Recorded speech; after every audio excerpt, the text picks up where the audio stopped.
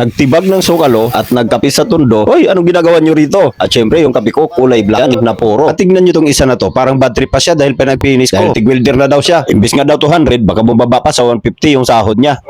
Ito nga pala yung balcony railing na i-install natin sa tundo. Kaya tara na, samahan nyo kami rito. Alas 5 pa lang ng umaga, inakyat ko na sinuglog sa para gisingin at mga pag-almusal dahil maaga nga ang schedule ng pag-alis namin ngayon. At hinabol namin ng oras para matapos din namin sa araw na yun. Dahil medyo malayo nga rin yung biyahe natin sa araw na to, kaya kailangan nating agahan. Baka maipit pa tayo sa traffic. At pagkatapos nga namin mag-almusal at magkape, ito naman dumating yung sasakyan namin. Kaya pinuntahan ko ulit sinuglog para maikarga na namin yung mga stainless at lahat ng mga gagamitin namin. Dog!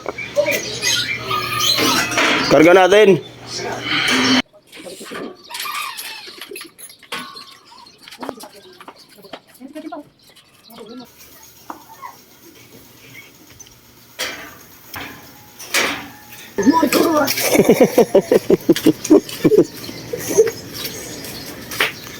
(6:42) na ng umaga at naghanda lang ng konti para makaalis na. Naikarga na natin lahat sa sasakyan yung mga daldalhin natin. At paalis na tayo. Uy, tara. Tara baba. Ayan.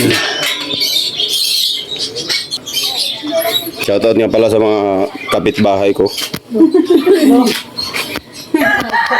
Dog! Ikaw na mag-lock dyan. Yan na pala yung mga gamit natin. At ito yung kakabit natin. Okay.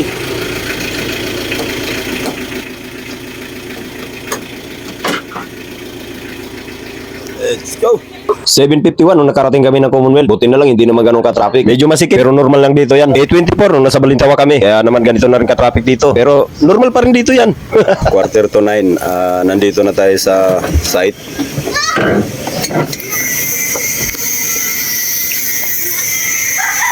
Yan yung pagkakabitan ng railing natin. Ayan si Sir. Good morning, Sir. Huwag na nating ibaba yan. Diretso abot na doon. At dito tinanggalan na nga ninugi ng tali yung mga railing natin. Habang kaming dalawa ni Kyle nakaabang sa taas para abutin ang iangat nilang railing. Bali 3 dugtong nga pala tong railing natin mga boss. Dahil sa sobrang haba ng railing na to, kailangan nating hatiin sa 3. Kaya naman pagdating namin sa taas, hindi na nagpatumpik-tumpik tong sinugi. Binakbak niya na kaagad yung mga layout ng poste ng railing natin. Kailangan kasi nating butasin talaga tong sukal na to para makita natin yung bakal at doon natin mismo ikapit yung mga baluster natin. Kailangan kasi sa mga ganitong balcony railing, sigurado tayo sa tibay. Baka kasi malaglag to, hindi natin kayang saluhin to. At eksakto alas 2 pala ng hapon at nakabit na namin 3. Kaya naman pa-relax-relax na lang yung mga kasama kong gwapo. So ayan, kape na may kasamang burger na Angel. At syempre, yung kape ko na puro. So ayan nga pala yung ginabit natin sa araw na to. At syempre, pahinga lang ng konti bago tumakbo ulit. Siguro naman sa mga oras na to, hindi pa tayo maiipit sa traffic. Kaya hanggang dito na lang muna ang ating video. Maraming thank you. At salamat po sa inyo.